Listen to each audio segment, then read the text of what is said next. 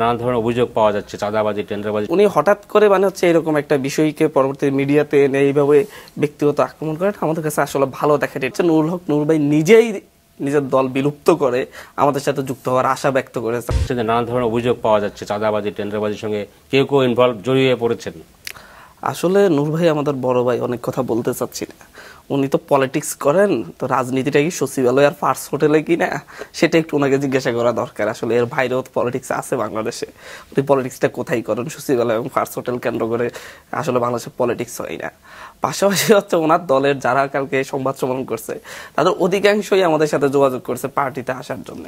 আমরা কিন্তু কোয়ালিটিটা দেখেছি, কোয়ান্টিটিটা আমরা দেখিনি সেই জায়গা থেকে। পাশাপাশি আরো কথা হচ্ছে নুরুল হক নূর ভাই নিজেই নিজের দল বিলুপ্ত করে আমাদের সাথে যুক্ত হওয়ার আশা ব্যক্ত করেছেন, আশাবাদ ব্যক্ত করেছেন।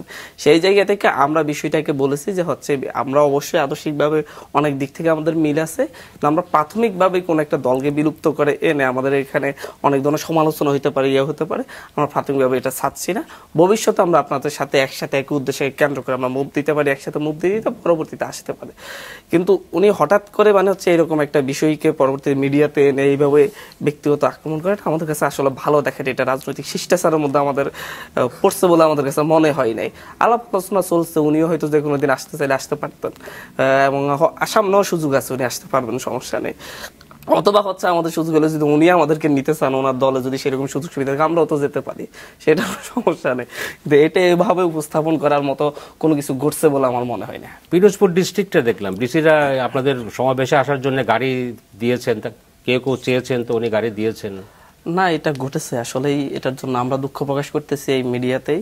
আমরা আসলে এটাকে খুব কঠিনভাবে হ্যান্ডেল করেছি, কেউ যেন কোনোভাবেই কোনো রাষ্ট্রীয় সুযোগ সুবিধাকে কাজে লাগাতে না পারে। যদিও সেখানকার ডিসি যেই বিষয়টা বলেছেন যে হচ্ছে আহতদের একটা অংশ গিয়ে ওনাকে চাপ প্রয়োগ করে ওনার থেকে নিয়েছেন। আসলে আহতদের অনেকগুলো আন্দোলন আপনারাও দেখেন, দেখেন।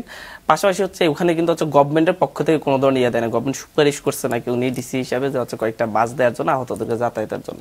তারপরে এটা অনুচিত হয়েছে, অসুন্দর হয়েছে। আমাদের নতুন রাজনৈতিক দলের উত্থানের সময়, আত্মপ্রকাশের সময় এরকম বিষয়টা আমাদের জন্য সত্যি একটা বিব্রতকর অবস্থায় আমাদেরকে ফেলেছে। আমরা জাতির কাছে এটা নিয়ে দুঃখ প্রকাশ করছি। আসলে হচ্ছে এরকম যারা করেছে আমরা তাদেরকে কারণ দর্শানোর নোটিশ দিব।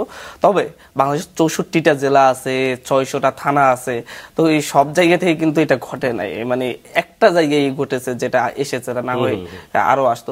এটা জাস্ট একটি ঘটনা হিসাবে, ছোট ঘটনা হিসাবে আমরা দেখতেছি। তারপরও ভবিষ্যতে যেন এরকম ছোটখাটো কিছু না ঘটে।